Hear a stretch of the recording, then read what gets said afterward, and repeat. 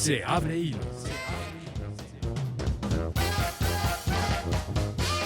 Análisis, redes y tendencias. Del hashtag a la radio pública.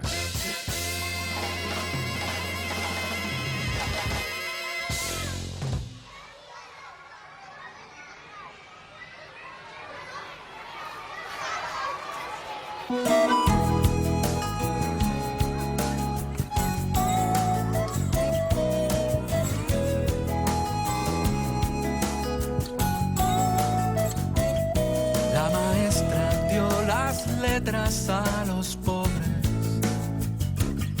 que aprendieron a sumar su soledad, a saber que en la intención de ser mejores la ignorancia es enemiga de la claridad. La educación no cambia al mundo, cambia a las personas que van a cambiar al mundo. Esta frase del célebre pedagogo Paulo Freire nos sirve para contextualizar ese análisis sobre la situación de la educación en el país este lunes 22 de marzo, a un año de que por la pandemia la enseñanza se lleva a cabo a distancia. Soy Víctor Bárcenas y saludo con gusto esta tarde en la coconducción de este espacio a mi compañera Eliud Hernández. ¿Cómo estás, Eliud? Muy bien, gracias, Víctor. Muy gustosa de estar aquí en Se Abre Hilo una vez más. Pues como lo decías, este fin de semana se llevaron a cabo protestas en plazas públicas del país de parte de padres de familia, quienes demandan vuelvan las clases presenciales. A un año de que las clases a distancia comenzaran y pues el debate empieza a crecer sobre la necesidad, como todos queremos, de un regreso ordenado y seguro a las aulas. Así es, ese es nuestro tema de hoy y también reflexionaremos sobre cómo se ha trastocado la vida de niñas, niños y adolescentes que se han visto forzados a estudiar desde casa y los cambios que ello les ha generado a nivel psicosocial. A ti que nos escuchas te invitamos a participar. ¿Estás de acuerdo en que solo hasta que el semáforo epidemiológico esté en verde se debe regresar a clases? ¿Qué tanto más aguantarán los estudiantes y las estudiantes seguir tomando clases a distancia?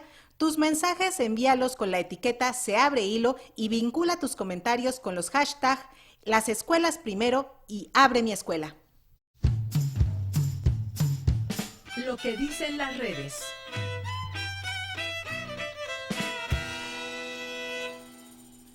Sobre el regreso a clases, Pepe González Martínez comentó en Twitter, no abrimos escuelas, pero ya podemos ir al cine o a comer a un restaurante. Los niños no tienen clases presenciales, pero ya pueden ir a parques y centros comerciales. No tiene sentido y hace daño. Hashtag presencial es esencial, las escuelas primero. Así nos amplió su comentario. Hola, ¿qué tal? Mi nombre es José Luis González, soy licenciado en literatura, maestro en educación y profesor de bachillerato en Atizapán de Zaragoza, Estado de México. Mi opinión respecto a la disyuntiva sobre regresar o no a clases presenciales en estos tiempos de pandemia es que se trata de una falsa disyuntiva. En primer lugar, por los hechos que tenemos a mano y la realidad que nos aplasta, nos dice que ya podemos nosotros, los adultos y también los estudiantes menores de edad incluidos, y ya no digamos los mayores de edad, podemos, decía, salir a centros comerciales, a cenar a un restaurante, entrar a un cine, entrar a un boliche, practicar deportes al aire libre en instalaciones deportivas. En algunos casos también se puede ir a estadios, depende del lugar en el país en el que se encuentren, pero el punto es que ya se están realizando actividades presenciales donde se congregan personas y donde la diseminación del virus puede ser alta, ¿no? Sin embargo, ya están ocurriendo. Los chicos pueden entrar a un restaurante, pero no a un salón de clases. Los niños pueden ir al cine, pero no pueden entrar a un laboratorio en una escuela. Los adolescentes pueden ir a un estadio de fútbol, pero no pueden practicar ese deporte en instalaciones deportivas de su centro escolar. ¿Por qué? La razón que se aduce es básicamente sanitaria, pero la verdad es que si somos cuidadosos y realizamos protocolos estrictos que se observen en las escuelas públicas y privadas, podríamos regresar a clases muy pronto. No sé si mañana mismo, pero muy pronto. Y el beneficio para los estudiantes de regresar a actividades presenciales, con todo lo que implica también no solamente en el ámbito académico, sino emocional, sería mayúsculo y es un riesgo que definitivamente vale la pena correr por nuestros niños y niñas. También tenemos, Víctor, un comentario en contra. Es el de Iskra Ávila, quien escribió: un ciclo escolar se puede recuperar, la vida de nuestros alumnos y nuestros compañeros no. No al regreso presencial, en tanto no estén a salvo estudiantes y trabajadores de la educación y sus familias. Contactamos con ella y así comentó para Se Abre Hilo. Hola, buenas tardes. Yo estoy en contra de que regresemos a clases con los niños, sobre todo lo que es primaria, secundaria y kinder, ya que la mayoría de estos niños son cuidados por personas de la tercera edad. En la mayoría de las primarias oficiales no hay ni siquiera agua, los baños no sirven, no creo que vayan a poner medidas de distanciamiento, se van a contagiar los niños y bueno, dicen que no les afecta tanto, sin embargo, hay informes de la cepa californiana que le pega igual a los niños que a los adultos, al igual que la cepa de Inglaterra. Entonces, se me hace una irresponsabilidad el regreso a clases solo para salvar una parte de la economía. Twitter Carlos @oxiverde comentó: no en pandemia, el fenómeno que estamos viviendo modifica la realidad pensada de hace un año. El querer hacer clases presenciales es negar las condiciones dadas por el COVID. Se puede repetir un año escolar, no una vida. Así nos amplió su mensaje para las audiencias de Se Abre Hilo. La pandemia ha modificado nuestra vida en casi todos los ámbitos. Uno de ellos es la educación.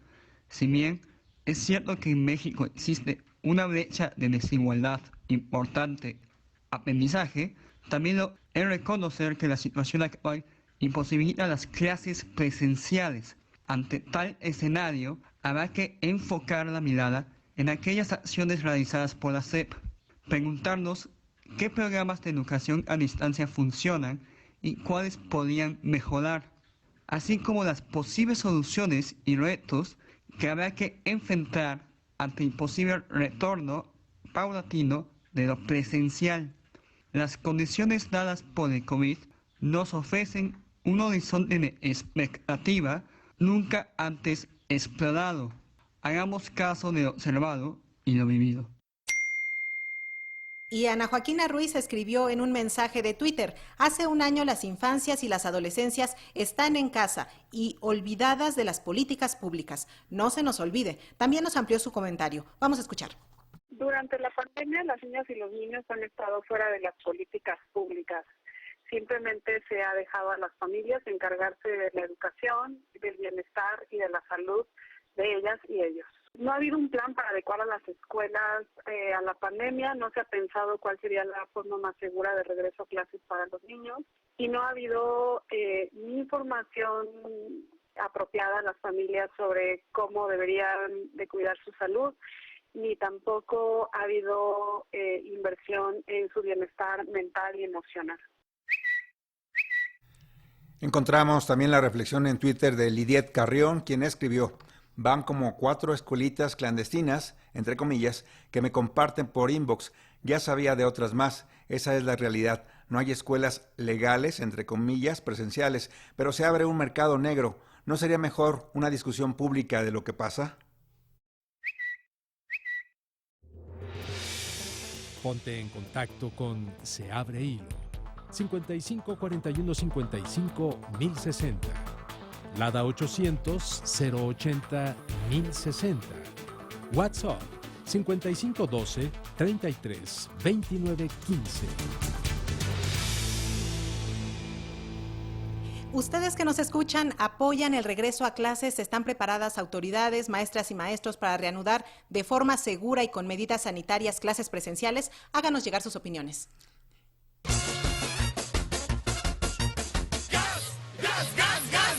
Desenredando nudo.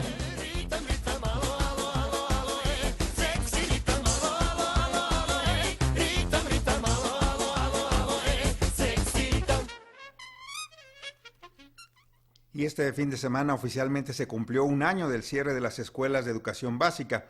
El alumnado, así como las y los trabajadores de la educación, deberán esperar hasta que el semáforo epidemiológico esté en color verde para volver a las aulas, no así para asistir a centros comerciales, restaurantes o cines, lo cual genera controversia. Así es, Víctor, para intercambiar puntos de vista en un diálogo constructivo, hoy nos acompañan el doctor en Pedagogía Sebastián Pla, investigador del Instituto de Investigaciones sobre la Universidad y la Educación de la UNAM. Así es. Doctor, ¿nos escucha? Hola, muchas gracias por la invitación. Buenas tardes.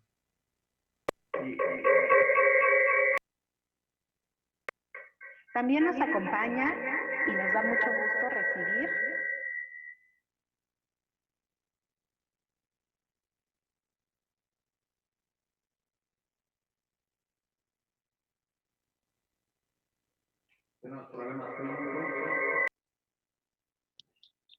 ¿Me escucha ahí?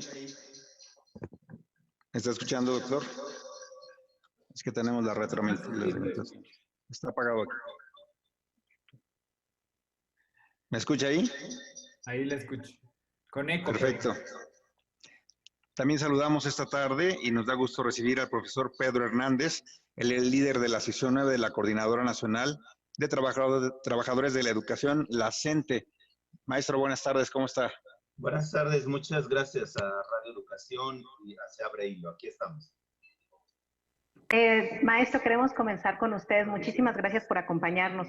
Pues ustedes que están frente a grupo, ¿qué piensan del regreso a clases? Ya se ha dicho por parte del gobierno federal que para finales del ciclo escolar las y los niños pudieran estar ahí. ¿Qué nos dice para empezar? Bueno, primero decir que se hayan cerrado las escuelas no significó que se detuviera la educación, las clases. Hace un rato tenía reunión con los profesores de la escuela que soy director, de la Centauro del Norte, en Iztapalapa, y bueno, en este intercambio de saberes, de conocimientos, una maestra invitó a uno de nuestros niños de sexto y nos expuso maravillosamente un tema que había preparado con sus compañeros. Entonces esto significa que no se ha detenido.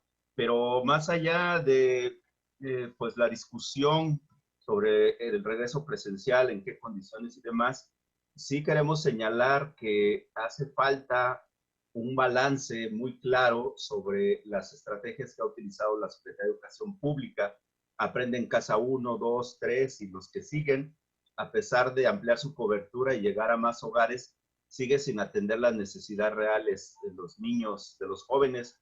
En lugar de fortalecer la infraestructura, la educación pública, la creación e implementación de propuestas, ha implicado el fortalecimiento y la presencia de la iniciativa privada en la educación. Nos parece que necesitamos recuperar las propuestas de los maestros en el cotidiano, cómo estamos buscando mantener la comunicación con nuestros niños. Hay experiencias maravillosas de radio comunitarias, de irles a dejar copias, libros, de acercarles. Por ejemplo, nosotros en la papelería frente a la escuela ponemos algunos materiales a disposición de los niños. Eso significa que seguimos manteniendo esta parte. ¿Cuáles serían las condiciones necesarias? No las básicas, no las mínimas. El desafío sí es muy grande. Necesitamos entonces, ¿cómo protegemos a nuestros niños? Estamos de acuerdo, el derecho a la educación pasa por fortalecer la infraestructura de las escuelas. El anterior secretario embajador dijo que el 30% de escuelas carecen de agua potable. ¿Cómo les pedimos estos protocolos que nos están señalando?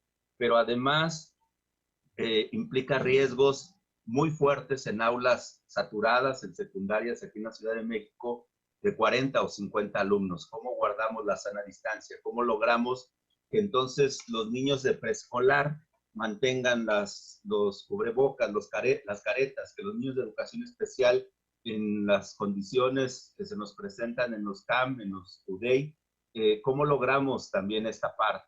Y bueno, pues se ha dicho la vacunación, estamos de acuerdo, vacunación universal, todo el mundo esté protegido, pero sobre todo si nos damos una vuelta por las escuelas a un año de su cierre, están en condiciones deplorables. La Secretaría de Educación Pública debió haberse aplicado en esta parte. Los padres de familia nos responden, nos dicen, en cuanto ustedes nos digan, vamos, lavamos las escuelas, limpiamos, etcétera. ¿Con qué lo hacemos? ¿Cuáles son los materiales? Las alcaldías, en el caso de la Ciudad de México, sanitizarán las escuelas, nos proporcionarán el gel, los instrumentos necesarios.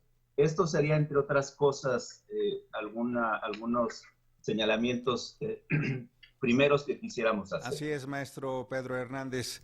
Doctor Sebastián Pla, ¿podríamos exponer en términos generales por qué tiene una postura usted que acompaña la propuesta de UNICEF de reabrir escuelas en el país? ¿Cuál es su perspectiva sobre eso? Claro, gracias. En primer lugar, quiero compartir algunas cosas que dijo el maestro Hernández. O sea, sí ha habido un esfuerzo muy loable de parte de los maestros. Creo que parte importante del regreso a clases tiene que ser a partir de las voces de los directores, de los docentes, porque tiene que regresarse según cada contexto escolar, cada centro escolar. También quiero decir que estoy a favor de la protección de la vida, de el cuidado y la salud de todos los habitantes, incluido, por supuesto, en el ámbito educativo, a los niños, a los profesores, a las familias. Sin embargo, bueno, también hay que reconocer que existe el miedo y que todos tenemos miedo por regresar, y eso es un hecho real. Y eso es algo que tenemos que manejar porque hay riesgo y eso es innegable. Sin embargo, creo, y comparto también con el profesor Hernández, que se desperdició un año completo para el mejoramiento de las escuelas, para la adaptación de las escuelas a la nueva normalidad, que facilite la sana distancia, que facilite la ventilación, que crean las condiciones higiénicas básicas. Reconociendo todo esto, creo que de todas maneras tenemos que pensar qué estamos perdiendo sin la escuela presencial y cómo podemos comenzar, ¿sí? Yo creo que debimos de haber comenzado hace mucho la planificación puntual del regreso a las escuelas, dependiendo, por supuesto, de los semáforos y las instrucciones de las autoridades sanitarias, pero empezar a pensar no de manera monolítica. Ya el profesor Hernández decía con acierto, pues hay condiciones de las escuelas en la Ciudad de México que de entrada, si uno lo piensa, dice, hace imposible el regreso. Pero no son las mismas condiciones en todas las escuelas. No en todos los, por ejemplo, algo que se le pone o se toma como un elemento de riesgo, la movilidad estudiantil y de todos los procesos, lo cual es cierto, pero no en todas las escuelas se llega en transporte público. Hay muchas, dependiendo de los lugares, donde se llega caminando. Después acostumbramos, me parece, a pensar de manera monolítica el sistema educativo. Es decir, todo es igual, todos abiertos, todas cerradas. Y eso me parece que es una política que lo único que ha hecho es profundizar la exclusión educativa de muchos sectores que de por sí ya venían o están en sectores muy vulnerables de la población. Como primer elemento, yo lo que quiero decir es, reconociendo todas estas demandas, de todas maneras tenemos que crear proyectos alternativos, posibilidades para darle a los niños todo esto, que a pesar de que el aprendizaje básico de contenidos, que en muchos casos no se ha generado como se deseaba, se están perdiendo demasiadas cosas. Me parece que en este momento tenemos comunicación escolar, pero ya no tenemos comunidad escolar, o la tenemos muy fragmentada según los diferentes lugares. Terrible lo que está diciendo, doctor. ¿Cómo, perdón? Terrible lo que está diciendo, que se está rompiendo todo un tejido, ¿no?, que estaba en torno a las escuelas construido. Si me permite preguntarle en este sentido, con estas ideas que nos ha dado a conocer, que hablan mucho de los contextos diferenciados que tenemos que empezar a evaluar. Maestro Pedro Hernández, ¿qué decir de Campeche, por ejemplo? ¿Qué le dicen sus colegas allá? ¿Por qué no se han dado las condiciones, por ejemplo, para volver a las aulas?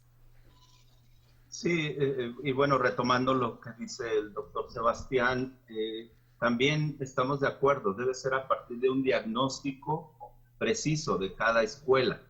Es muy difícil mantener en esta condición la comunidad educativa. Nosotros trabajamos con 450 alumnos en el matutino y 430 en el vespertino. Estábamos acostumbrados a reunirnos, a festejar, a hacer actividades, a crear pues esta comunidad. Ahora ha sido muy complicado. Los padres de familia, por ejemplo, han creado su propio grupo de Facebook para mantener esta comunicación.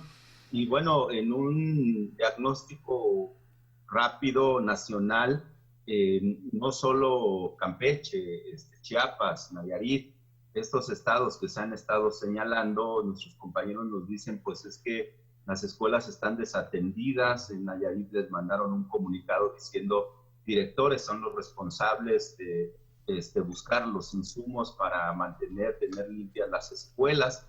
Y bueno, aunque ha avanzado en Campeche la vacunación con los maestros, el grueso de la población no lo está. Y bueno, pues, científicamente, como ustedes señalaron, pues hay un riesgo grande, ¿no? Hemos tenido alumnos con contagio, además de padres, de familiares, las pérdidas, esta parte emocional es terrible, pues, cómo acompañamos. Hemos hecho talleres con tanatólogos, con especialistas, con los padres. Ahora vamos a hacer uno con niños, que es todavía más complicado. ¿Cómo explicarles estas pérdidas, no? Hace rato el niño que nos daba la clase nos dijo, ya los extraño, y yo creo que también nosotros los extrañamos. Decía José Martí que la educación es una obra de infinito amor, y en ese sentido estamos de acuerdo. Necesitamos la cercanía, necesitamos el apapacho, necesitamos cuando un niño llega a medio patio y me abraza y me dice, pues es que está bien, usando una expresión, está muy acogedor, pues, ¿no? Entonces los niños demuestran también esta parte y nosotros lo tenemos que hacer. Es difícil, tenemos un problema también, no se ha legislado el teletrabajo para los docentes, hay una situación de inestabilidad laboral, tenemos problemas fuertes con sistemas como el sistema integral para las maestras y los maestros, ahora carrera. Y bueno, lo de la suma nos está pegando. Entonces, estas son una de las cosas que tenemos que revisar. Estamos solicitando reinstalar esa mesa que traíamos con el Ejecutivo. Nos habíamos reunido 18 veces en Palacio Nacional con el anterior secretario. Con esta secretaria no ha sido posible. Una caravana viene desde Chiapas, salió hoy. Es poner en riesgo también muchas cosas, pero también nosotros decimos los derechos no están en cuarentena. Necesitamos esa otra parte, además de la pedagogía. Así es, maestro Pedro Hernández. Doctor Sebastián Pla, ¿qué alternativas plantearía usted? Se habla de a nivel semipresencial, a nivel educativo, ¿qué tipo de planteamientos y propuestas se hacen? ¿Tendría que ser por jornadas de trabajo, por ciertos grupos? ¿Y cómo instruir en la nueva realidad de que la convivencia entre los propios alumnos no va a ser la misma como era antes de toda la existencia de la pandemia? Van a tener que guardar nuevas formas de convivencia entre ellos mismos. ¿Cómo lo plantearían ustedes? ¿Qué alternativas tenemos al respecto? Sí, yo creo que hay varias, por supuesto, dependiendo, insisto, de cada contexto. Y comparto con el maestro Hernández, o sea, los derechos no están en pandemia o no están en cuarentena, ¿sí? Y las movilizaciones docentes ahora son muy importantes, porque si algo ha hecho la pandemia en el mundo es que derechos fundamentales los hemos dejado a un lado. Y en esos derechos fundamentales, de cierta manera, también el artículo 3º y también el derecho a educación, no solo en diferentes niveles, porque cuando volvemos a hablar de clases, tenemos que pensar en el sistema educativo en general, desde preescolar hasta universidad, no únicamente preescolar o primaria o secundaria, son todos los. Pero bueno, retomando, por ejemplo, creo que habría que, sí, hacer y flexibilizar la obligatoriedad por el momento presencial, ¿sí? Hay padres que quieren mandar a sus hijos a la escuela y padres que no. Por este momento pues se puede hacer voluntario y hacer un sistema híbrido. También no tienen por qué ir los 400 alumnos de una primaria el mismo día a la misma hora. Se pueden hacer grupos reducidos, ¿sí?, por salón, que van por ejemplo, 2 veces por semana. Con 2 veces por semana, la salud mental, los procesos de sociabilidad entre los chicos, las condiciones familiares, las funciones fundamentales de la escuela, entre, por ejemplo, crear espacios para la denuncia o la identificación de las violencias familiares, que pudieran darle espacio a los chicos. Con 2 días sería insuficiente. No se trata de meter a todos, utilizar los espacios. Hacía entrevistas con gente de la montaña alta de Guerrero y utilizaban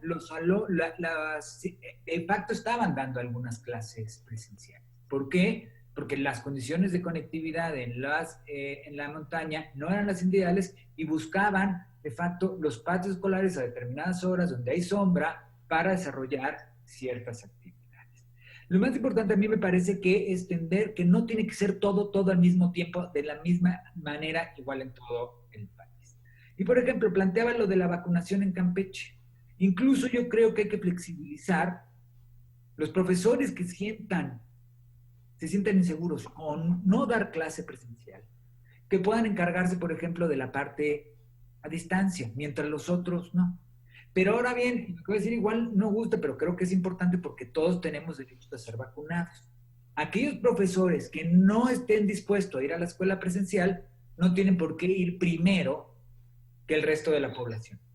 Por supuesto, si van a ir a clases presenciales, tienen que ser los primeros, y no los deportistas, tienen que ser los maestros, los asesinos de salud y los de educación, sin lugar a dudas. Pero también creo que hay que ser lo suficientemente flexible, que si un profesor no quiere ir, que no vaya, que haga su trabajo a distancia, que se reorganice la escuela de una manera que unos puedan trabajar a distancia y otros presencial. Pero aquellos que no quieran ir presencial, no se vacunen y se formen como todos nosotros, como Víctor, como Eliud, como Gabriela, como Eric, como yo, nos tenemos que formar. ¿Sí? Entonces, Pedro. Eso es un elemento que son algunas sugerencias que haría. Maestro Pedro, ¿qué dice a estas propuestas? Sí, estamos de acuerdo. Por eso decimos que un diagnóstico integral por cada centro de trabajo, cada nivel educativo, consensar. Necesitamos el diálogo, necesitamos hablar, necesitamos escuchar a los padres de familia también, porque igual habrá quienes digan, no, prefiero que pierda el ciclo escolar, nos lo han dicho. Y bueno, tenemos un número importante de niños y jóvenes que no se han conectado, que hemos tenido dificultad. Eso es real también. Ahora se nos pidió flexibilizar en términos de calificaciones. Nosotros decimos, pues por supuesto, no se trata de ser empáticos, se trata de ser objetivos, se trata de decir, tenemos niños que han abandonado, que no se han podido conectar, que no es suficiente la televisión, vamos a insistir, y que es necesario entonces escuchar. En este recorrido con nuestros compañeros de la coordinadora, pues no es lo mismo la montaña de Guerrero, Iztapalapa, Benito Juárez, Guadalajara, los barrios, etcétera, los pueblos originarios.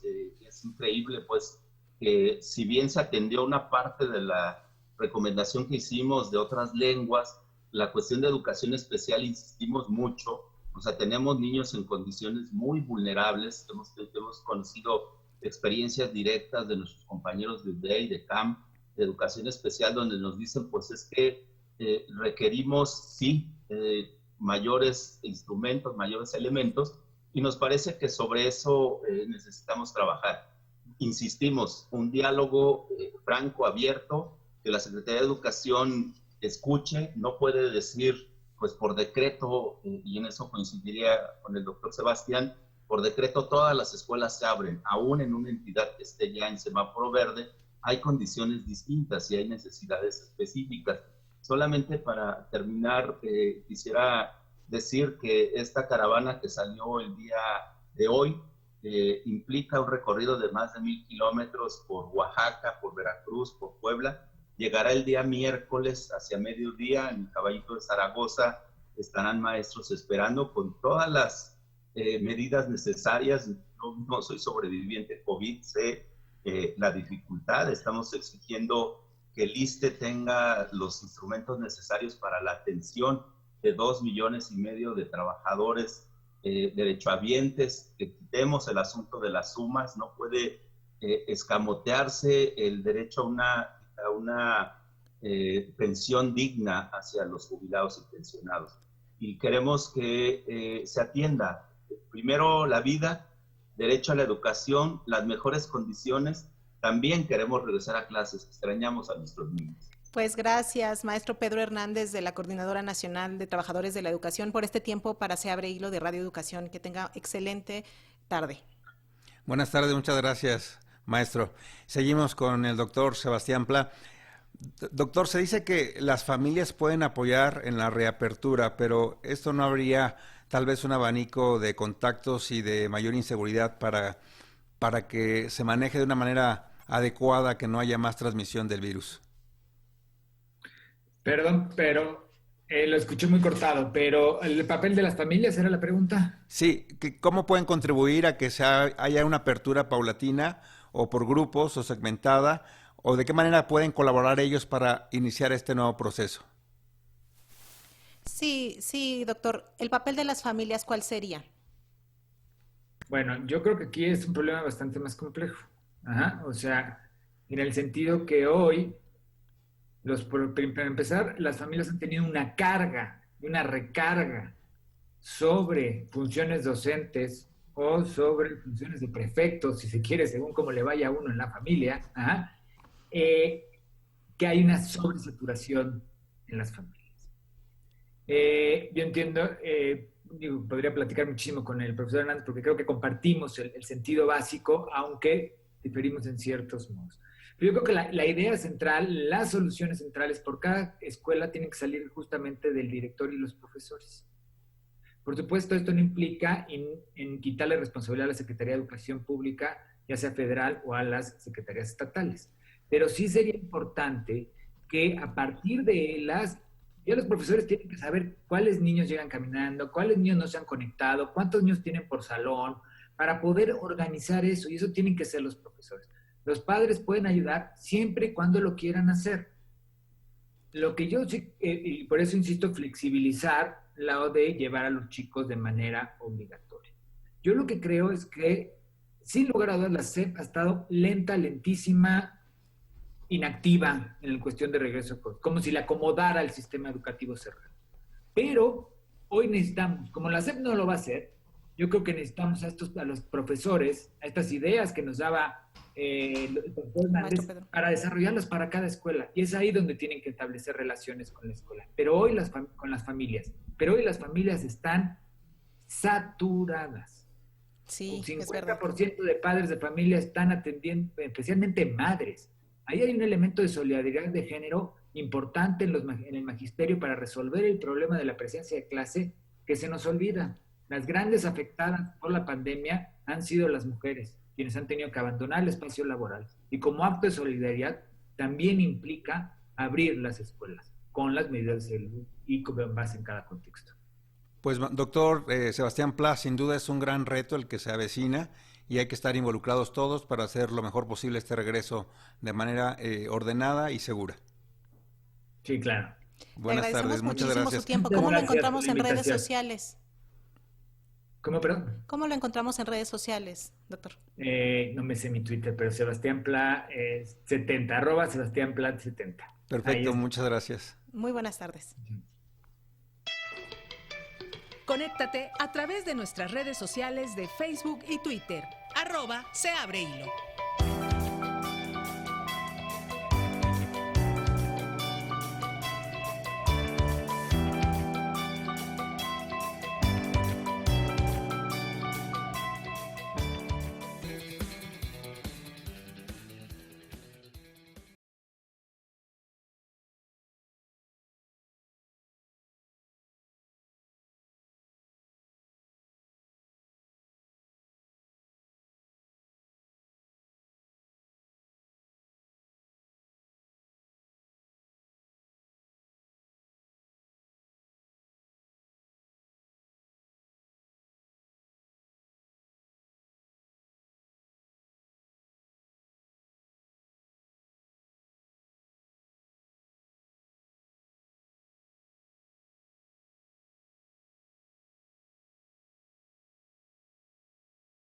en casa.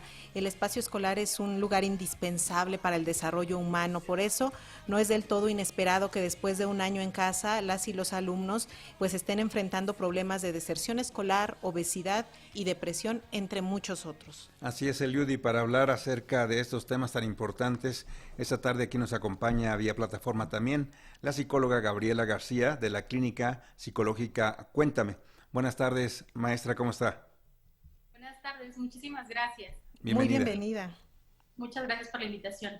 Me parece súper importante lo que están platicando en función a qué es lo mejor y creo que es importante saber que todas las personas justo pues hablamos desde nuestra experiencia, desde nuestro lugar y desde nuestros privilegios, ¿no? Así es. Doctora, ¿cuál sería el diagnóstico general, hablando pues en general porque no nos da tiempo de ir como punto por punto, pero entre las niñas y los niños adolescentes a quienes no hemos escuchado, sería lo más importante acercarnos de uno a uno con ellos, cómo hacer un diagnóstico real de lo que les está pasando? Justo creo que tiene que ver con cada familia. Este tema de la pandemia nos hace visible, mucho más visible, como esta brecha que hay entre el tema económico, el tema social, el tema de género, y que cada familia tendría que evaluar cuáles son las necesidades de las niñas y niños que viven en esa familia, ¿no? Cuáles son sus posibilidades. Hay quienes tienen los recursos y las posibilidades de asistir, por ejemplo, a psicoterapia, que tienen la posibilidad de tener maestros o maestras extras en casa o en otros espacios, pero hay quienes no. Creo que las decisiones deben ser tomadas justo dependiendo del contexto de cada niña y niño, porque definitivamente esto nos está afectando a todas las personas, pero no a todos nos afecta igual. Sí, los índices se han incrementado en cuanto a depresión, ansiedad, pero no lo van a vivir igual una familia de recursos limitados que una familia que cuenta con las posibilidades de recibir atención. Psicóloga, una pantalla pues nunca va a poder sustituir la enseñanza que se da cara a cara. Realmente pues depende de cada persona cómo adaptarse a esta nueva situación de aprender vía una plataforma. ¿Cómo lo observa usted en el sentido de hay gente que sí es capaz de adaptarse y gente que no? ¿Cómo lo miraríamos?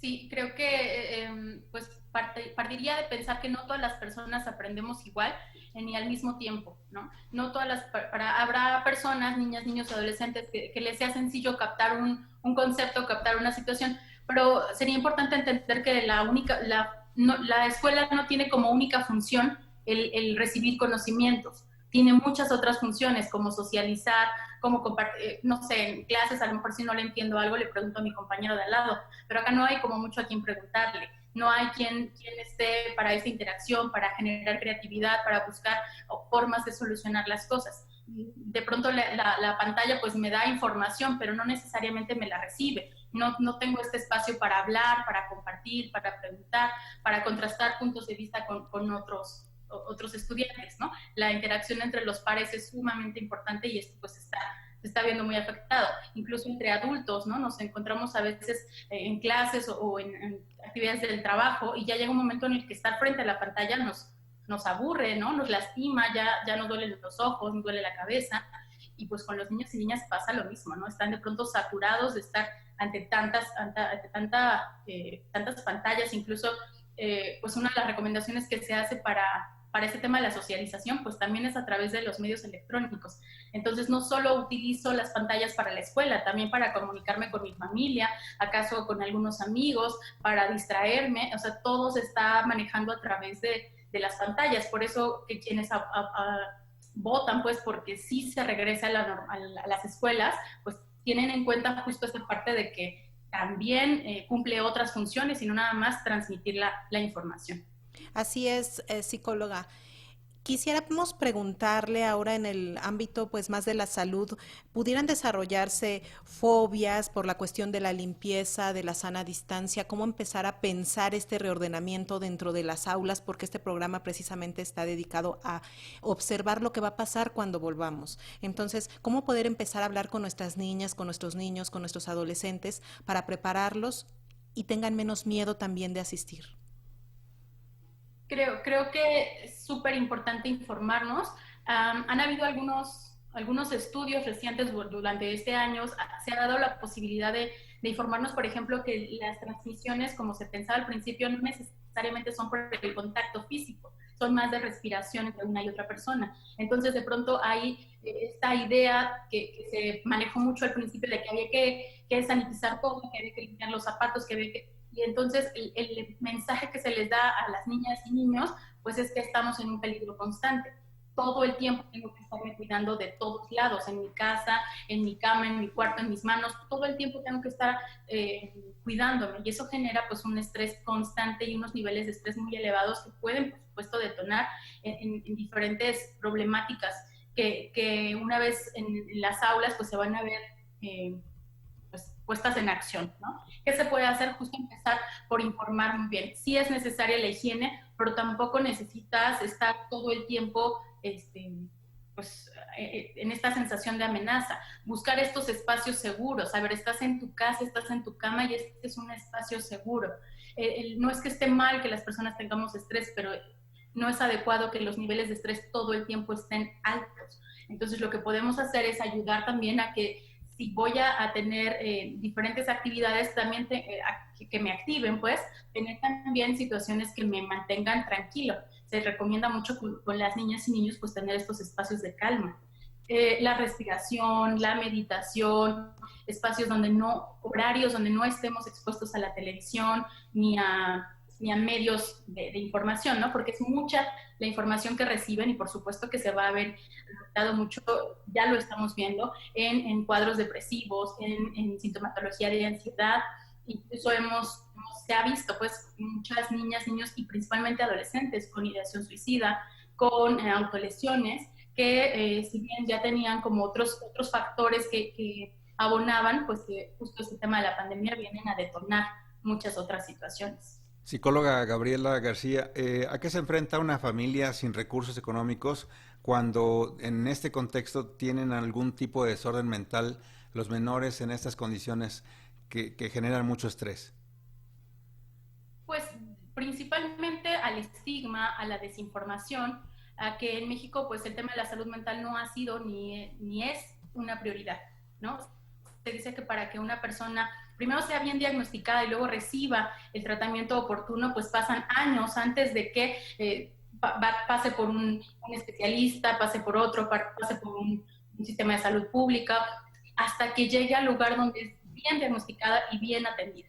¿A qué se enfrenta? Pues muchas veces a que es más fácil, pues, no mirarlo, ¿no? A veces nos acostumbramos a vivir con estas situaciones, nos acostumbramos, o simplemente decimos, es que es un niño malcriado, ¿no? Es que es así, es que no le gusta, es que es grosero, es que está mal educado, y no miramos que estas son a veces muchas señales que nos están hablando de una desregulación emocional o de un trastorno de salud mental. Y por supuesto, pues que el sector salud pues no se da este abasto para la atención de ningún tipo en este momento, y pues tampoco la salud mental ha sido una prioridad. Entonces muchas veces se tiene que recurrir a especialistas en el ámbito privado o a las ONGs que pues también tratamos de brindar esta atención, pero que tampoco hay abasto suficiente, ¿no? Pues así es. Adelante, termina esa idea, psicóloga. Y bueno, ¿a qué se enfrentan? Pues justo a eso, a que no hay un sistema de salud que nos cobije, que nos proteja o que nos dé este derecho a la salud. Entonces, pues hay que hacer a veces como todo un peregrinar, ¿no? Aquellas familias que tienen la posibilidad de iniciar todo ese peregrinar, pues lo harán. Habrá otras que de plano, pues se acostumbran. Desafortunadamente suena horrible decirlo así, pero se acostumbran a vivir de esa manera. Y pues esto muchas veces genera violencia contra las niñas y los niños, porque no entendemos lo que están viviendo y entonces se les reprende, se les castiga y se les trata pues de maneras que no son las más idóneas. Pues le agradecemos muchísimo, psicóloga Gabriela García de la Clínica Psicológica Cuéntame. ¿Cómo les encontramos en redes? Así como Clínica Psicológica Cuéntame en Facebook, en Instagram @cuéntame_ac y www.cuéntameac.org. Perfecto, muchísimas gracias, doctora Gabriela García, y gracias por acompañarnos en esta tarde. Muchas gracias a ustedes. Buenas tardes. Ponte en contacto con Se Abre Hilo. 55 41 55 1060. Lada 800 080 1060. WhatsApp 5512 33 29 15.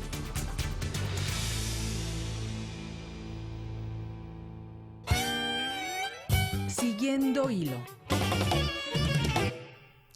Y bueno, es innegable que en estos momentos las secretarías de Educación Pública y también la Secretaría de Salud son quienes llevan la batuta en cuanto a la determinación de cuándo es la reapertura de las escuelas. Pero ¿qué otros actores están interviniendo en esta determinación tan importante para la vida de muchos mexicanos? Para hablar de ello, Víctor, recibimos con gusto a Eric Juárez, editor en jefe de la publicación digital especializada Educación Futura. Muchas gracias, Eric, por estar aquí. Hola, ¿cómo están? Muchísimas gracias por la invitación. Eric, buenas tardes. La primera pregunta que te haríamos: este fin de semana la SEP y la Secretaría de Salubridad acordaron establecer mesas interinstitucionales para concretar la estrategia de reapertura de las escuelas. ¿Quiénes tienen que formar parte de estas mesas según tu visión? Las autoridades locales, el sindicato magisterial y las comunidades. ¿Se está incluyendo a todos y a todas las personas que tendrían que estar involucradas para definir esta situación? Definitivamente deben de incluir a todos los actores del sistema educativo, y esto va desde las autoridades educativas y de salud federales, pasando también por los otros niveles de gobierno, por los estados, por los municipios, que son muy importantes, y por supuesto incluir también a los sindicatos, a los representantes de los maestros, a los padres de familia, a los mismos alumnos, a líderes de comunidades, etcétera, porque la educación, como sabemos, pues es un ámbito que nos corresponde a todas y todos, y en este marco también los medios de comunicación son muy importantes, por lo que es fundamental que se transmita la información de la manera más clara y precisa para hacer llegar todo ello a toda esta comunidad y a la sociedad en general, que es a lo que nos interesa. Claro. Eric, ¿qué opinión tienes en torno del liderazgo de la maestra Delfina Gómez, quien pues llegó a proponer una reducción de personal en este momento tan complejo? ¿Crees que esté viendo toda esta realidad que se tiene que observar para regresar a clases?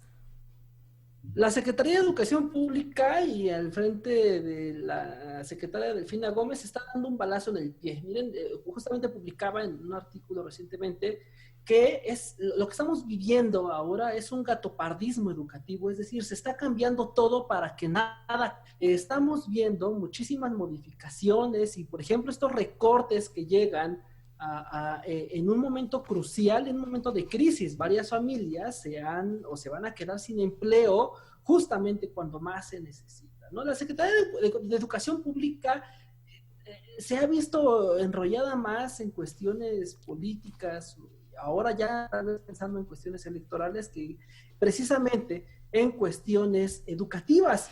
Es muy complejo este regreso a clases. Debe de ser una operación quirúrgica, porque no estamos hablando de cosas menores. Tan solo del sistema de primaria, desde preescolar hasta media superior y también tocando algo de superior, son poco más de 35 millones de estudiantes, 2 millones de trabajadores de la educación, que tan solo pensando en ellos, son más o menos el 30% de la población en total. Entonces no se pueden hacer declaraciones simplonas, ni se deben de solamente abrir las escuelas solo por abrir, sino que se debe de hacer con muchísimo cuidado, ¿no? Y por ejemplo, esta parte de los recortes y otras acciones que se han estado dando dentro de la Secretaría de Educación Pública, como por ejemplo, que no se les ha pagado a los profesores del Programa Nacional de Inglés, que los profesores del programa Prepa en línea de la SEP siguen contratados vía outsourcing, etcétera, pues son realmente pues una tomada de pelo para el sistema educativo. Eric Juárez, la guía operativa para escuelas públicas establece con mucha precisión que todos los grupos deben tener maestros la totalidad de los días del ciclo escolar, pero este ordenamiento, esta normativa, no se contrapone en cierto sentido en caso de que se decida por regresar a clases y que los profesores acudan escalonadamente a impartir estos cursos? Es que estamos regresando a las escuelas, a unas escuelas que de por sí ya estaban dañadas. Por ejemplo, cuando el sismo del 2017, muchos edificios, muchos centros escolares se quedaron sin bardas, sin luz, sin energía, bueno, sin baños, por ejemplo, ¿no? Sin drenaje. Y estamos regresando a también pensando en grupos con más de 40 alumnos, ¿no? Con maestros que deben de atender a muchísimos estudiantes. Y esto, pues obviamente que se va a venir a complicar más las cosas. En estos lineamientos justamente también se establecen algunas acciones, ¿no?, de seguridad, como que asegurar que las escuelas tengan agua, que se use cubrebocas, que se use gel, que los maestros estén vacunados, etcétera. Pero pues antes de pandemia no había las condiciones idóneas para tener unas escuelas dignas, y ahora con la crisis económica, con la crisis social y educativa, pues esto se ha venido complicando muchísimo más. Es algo muy complejo y que no se debe de tomar nada a la ligera.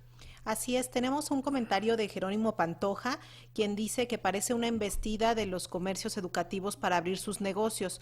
Sus opiniones son comerciales, lo cual es diferente de la educación, asegura.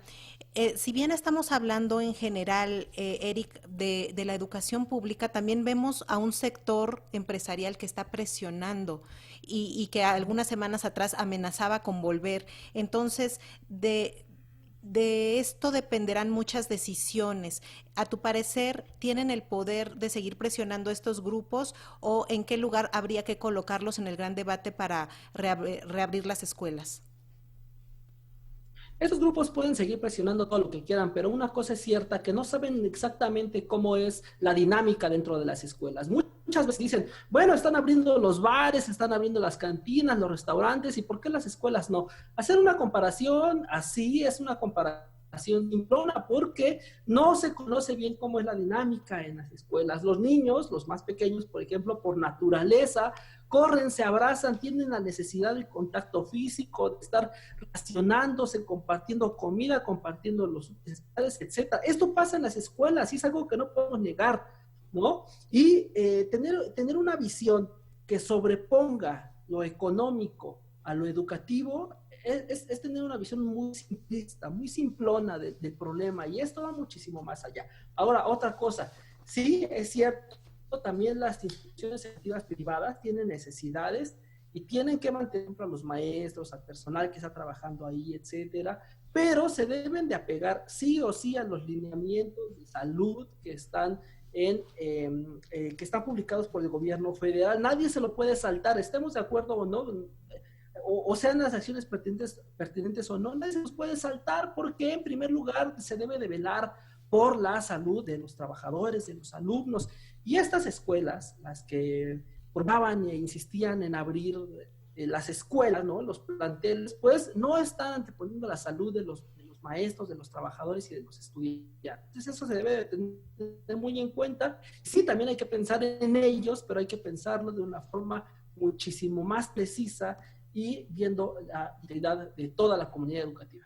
Pues sin duda un tema polémico, Eric Juárez, y estaremos expectantes a ver de qué forma se va resolviendo con el paso de los días. Te agradecemos muchísimo haber participado esta tarde con nosotros aquí en Se Abre Hilo. Buenas tardes. ¿Cómo podemos consultar Educación Futura? Bueno, en Educación Futura la página es educacionfutura.org y en redes sociales también Educación Futura. Así nos encuentran. Perfecto, muchísimas gracias. Un abrazo. Que estén muy bien, muchas gracias.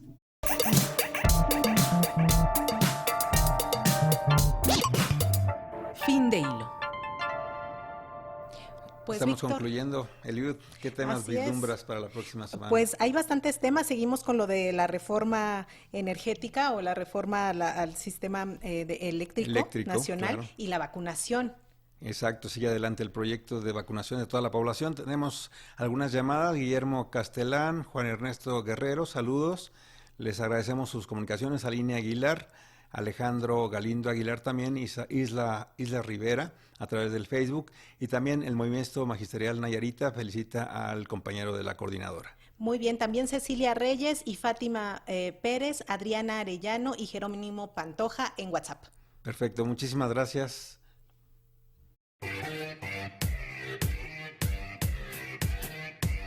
Se abre hilo.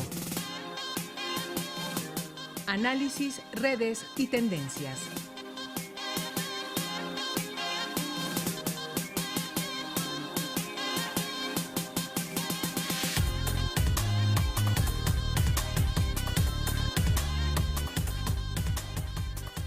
y todo este equipo de periodistas consciente de la importancia de tener información cierta y verificada. Te agradecemos por escucharnos esta tarde. Participamos en la producción e investigación Lénica Ávila. Manejo de redes Manuel Mora. Asistencia de producción Jani López. Ingenieros de audio y controles técnicos Fortino Longines y Raúl Núñez y todo el equipo de ingeniería que vino a salvarnos. Así es, y en el guión y la conducción nos despedimos esta tarde Eliud Hernández y Víctor Bárcenas. Esperamos la próxima semana aquí en Radio Educación. Pásenla lo mejor posible y recuerda, usa cubrebocas y si puedes, quédate en casa.